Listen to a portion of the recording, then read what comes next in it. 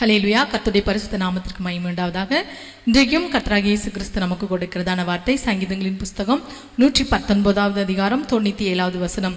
உமது வேதத்தில் நான் எவ்வளவு பிரியமாயிருக்கிறேன், நாள் முழுவதும் அது என் தியானம். சங்கீதக்காரனாகிய தாவீது, உமது வேதத்தில் நான் எவ்வளவு பிரியமாயிருக்கிறேன், நாள் முழுவதும் அதுதான் என்னுடைய தியானம் என்று சொல்கிறார்.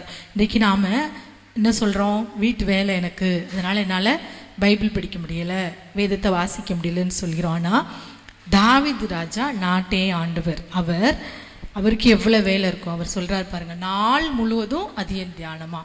நம்ம ஒரு வீட்டை நடத்துகிற நாமளே என்ன சொல்கிறோம்? எனக்கு வீட்டில் வேலை எனக்கு நேரமே இல்லைங்கிறோம். ஆனால் ஒரு நாட்டையே ஆள்றவருக்கு எவ்வளோ வேலைகள் இருக்கும். அதனுடையிலையும் அவர் சொல்கிறாரு பாருங்க, நான் பிரியமாக இருக்கிறேன், நாள் முழுவதும் அது என் தியானம் என்கிறாராம். இன்றைக்கும் அருமையான தேவனுடைய பிள்ளைகளை, இந்த வேத புத்தகம் நம் கையில் கிடைப்பதற்கு எத்தனையோ நபர்கள் எவ்வளவோ தியாகத்தை செய்திருக்கிறார்கள். ஆனால் நாம் இன்றைக்கு அநேகர் வேதத்தை ஒரு நாளைக்கு ஒரு நேரம் கூட எடுத்து படிக்க முடியாதவர்கள் இன்றைக்கு அநேகராக இருக்கிறாங்க. வேதத்தை படிக்கிறதுக்கே விருப்பம் இல்லை, நேரம் இல்லை அப்படின்னு சொல்கிறவங்க தான் இன்றைக்கி அநேகராக இருக்கிறாங்க. வில்லியம் கேரி என்பவரை பற்றி நீங்கள் தெரிஞ்சிருக்கிறீங்களா? அவர் இங்கிலாந்து நாட்டிலிருந்து நம்முடைய இந்திய தேசத்தில் உள்ள கல்கத்தாவில் என்னும் இடத்திற்கு அவர் வந்தார். 1761வது வருஷத்தில் வந்தார், 18வது நூற்றாண்டில். அப்போ அவர் பல இன்னல்களுக்கு மத்தியில் தான் இந்த கல்கத்தாவில் அவர் காலடி எடுத்து வைத்தார்.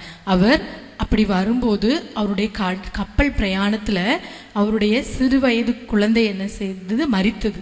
அப்போ அந்த குழந்தையை கூட அவரால் புதைப்பதற்கு இடம் இல்லாமல் என்ன செய்தாராம்? கடலில் தூக்கி எறிந்தாராம். அதே போல் அவருடைய மனைவி மூளை கோளாறினால் பாதிக்கப்பட்டு அவர்களும் இறந்து போனாங்க. அப்போ இப்பேற்பட்ட துக்கத்தின் மத்தியிலும் அவர் சற்று மனம் தளராமல் என்ன செய்தார்னா, வங்காள மொழியை கற்று தேர்ந்து அந்த வங்காள மொழியில் முழு வேதாகமத்தையும் வெளியிட்டாராம். 20 மொழிகளில் முழு வேதாகமத்தையும், 40 மொழிகளில், நம் இந்திய தேசத்தில் 40 மொழிகளில் புதிய ஏற்பாட்டையும் மொழிபெயர்த்தார் என்பது அவருடைய குறிப்பிடத்தக்கக்கூடிய காரியங்கள். ஊழியத்தில் அவர் செய்த காரியங்கள். இவர் தம்முடைய 73 வயதில் 1834வது வயதில் நம் இந்திய மண்ணிலே மரித்தாராம். இன்றைக்கும் அவருடைய மொழிபெயர்ப்பு தான் பெரும்பான்மையான கிறிஸ்தவர்கள் பயன்படுத்தி வருகிறார்கள். இன்றைக்கும் அருமையான தேவனுடைய பிள்ளை, தன்னுடைய குழந்தையை கூட, இறந்த குழந்தையை புதைக்க முடியாமல் கடலில் தூக்கி எறிந்தவர். தன் மனைவி இறந்தது கூட அவர் பொருட்படுத்தாமல், அவர் வரும்போது எல்லாரோட வந்தவராக இருந்தாலும் அவர் இறங்கும் போதே தனிநபராக இறங்கினவர் கர்த்தரோடு கூட. இன்றைக்கும் அப்படிப்பட்ட எத்தனையோ நபர்கள் இந்த வேதாகமத்தை மொழிபெயர்ப்பதற்கு எத்தனையோ இரத்த சாட்சிகள் மரித்திருக்கிறாங்க. அதில் இவரும் ஒருவர். நாம் நிறைய பேரை பற்றி பார்க்கலாம். இன்னைக்கு அப்படிப்பட்ட இரத்த சாட்சிகளாய் நமக்காக கர்த்தருடைய ஊழியத்திற்கென்று வந்து இந்த வேதாகமம் நம் அழகிய தமிழ் மொழியில் கிடைப்பதற்கு இன்றைக்கு அநேகர் விலைக்கிரயம் கொடுத்திருக்கிறார்கள். ஆனால் நாம் இந்த வேதாகமத்தை எவ்வளவு நம்ம வைத்து கொண்டு நாட்களை நேரத்தையும் வீணாக்கி கொண்டு இருக்கிறோம். ஒரு நாளைக்கு ஒரு முறை கூட இன்னைக்கு படிக்காதவர்கள் இன்றைக்கு அநேகராக இருக்கிறாங்க. சங்கீதங்கள் 1வது அதிகாரம் 2வது வசனத்தில், வேதத்தின் மேல் தியானமாக இருக்கிற மனுஷன் பாக்கியவான், அவன் நீர்க்கால்களின் ஓரமாய் நடப்பட்டு தன் காலத்தில் தன் கனி தருகிறவனாய் இருப்பான், இலையுதிரா மரத்தை போல் இருப்பான் என்று பார்க்கிறோம். வேதத்தின் மேல் இரவும் பகலும் பிரியமாய் இருக்கிறவர்களாம். இரவும் பகலும் வேதத்தில் என்ன செய்யணும்? தியானமாக இருந்து அதில் பிரியமாக இருக்கும்போது இப்படிப்பட்ட காரியங்களாக நமக்கு கிடைக்கும். அப்போ நம்ம இனி இருக்கிற நாட்களில் நம்ம என்ன செய்வோம்? வேதத்தை தியானிப்பதற்கு முக்கியத்துவம் கொடுப்போம். இன்றைக்கு ஒரு முறை கூட பரம்பரை கிறிஸ்தவங்க தான், ஆனால் ஒரு முறை கூட பைபிளை படித்து முடிக்காதவர்கள் இன்றைக்கு அநேகர். இன்று கர்த்தர் வருவார் என்றால் நாம் என்ன பதில் சொல்லுவோம்?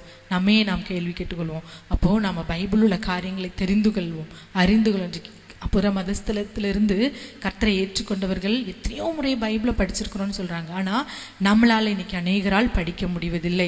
இதெல்லாம் பிசாசுடைய தந்திரம். ஆகவே வேதத்திற்கு நாம் முக்கியத்துவம் கொடுப்போம். வேதத்தை நம்ம படித்தாலே நம்ம என்ன செய்வோமா? அதினதின் காலத்தில் நாம் நேர்த்தியாய் பலன் தருகிறவர்களாக இருப்போம். இப்போ நம் காரியங்கள், நாம் கையிட்டு செய்யும் காரியங்களில் பலனும் ஆசீர்வாதமும் கிடைக்காததற்கு காரணம், இப்படி நாம் வேதத்தை தியானிக்காமல் நாம் பட்ட மரங்களாய் நீரூற்றண்டையில் நாட்டப்பட்டவர்களாய் இல்லாதபடி நாம் கனி இல்லாத பட்டமரங்களாக இருப்பதனால தான் நம் காரியங்கள் இன்னைக்கு வாய்க்காமல் எதை எடுத்தாலும் தோல்வியாக இருக்கிறதாகவே வேதத்தில் இன்னொரு வசனம் இருக்கு, வேதத்தை நேசிக்கிறவர்களுக்கு இடரல் இல்லையா. இன்றைக்கு நம் வாழ்க்கை பாதையில் இடறி விழாதபடி இருக்கணும்னா நம் வேதத்தை நேசிக்கணும், வாசிக்கணும். இன்றைக்கு நம்ம வேதத்தை எடுக்கும் போதெல்லாம் இதெல்லாம் நினைப்பு, இப்படிப்பட்ட எத்தனையோ பேர்களுடைய தியாகத்தினால் வேதம் நமக்கு கிடைத்திருக்கிறதாகவே இனியாவது நான் அந்த வேதத்தின் மேல் பிரியமாயிருப்பேன்.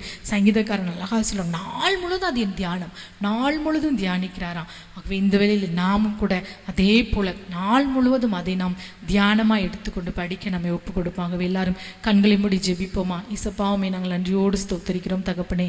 நாங்களும் கூட அப்பா தாவீது ராஜாவை போல எங்கள் நாட்களில், எங்கள் வாழ்நாட்களில் ஒவ்வொரு நாளும் அது எங்களுக்கு பிரியமாய், அது எங்களுடைய தியானமாய் இருக்க, வேதத்தை தியானிக்க, வேதத்தின் மேல் பிரியம் வைத்து அதை தியானிக்க, ஏதோ மற்றவங்க சொல்கிறாங்க, அம்மா அப்பா சொல்கிறாங்கன்னு படிக்காதபடி, நாம் கடமைக்காக படிக்காதபடி, ஏசப்பா உமக்காக உம்முடைய காரியங்களை தெரிந்து கொள்ள வேண்டும் என்று அதன் மேல் பிரியம் வைத்து நீர் எழுதின காரியங்கள், நீர் எனக்காக எழுதின காரியங்கள் அதில் இருக்கிறது என்பதை உணர்ந்து படிக்க நீர் கிருபை செய்யுங்கப்பா. முற்றிலும் எங்களை ஒப்பு கொடுக்கிறோம். அதற்கான கிருபையை தார், ஒவ்வொருவருக்கும் தந்து நடத்தும். முற்றிலும் எங்களுடைய கருத்தில் ஒப்பு கொடுக்கிறோம். சகல துதிகன மகிமை உமக்கே செலுத்துகிறோம். இயேசுவின் நாமத்தில் ஜெபிக்கிறோம் நல்ல பிதாவே. ஆமேன், ஆமேன்.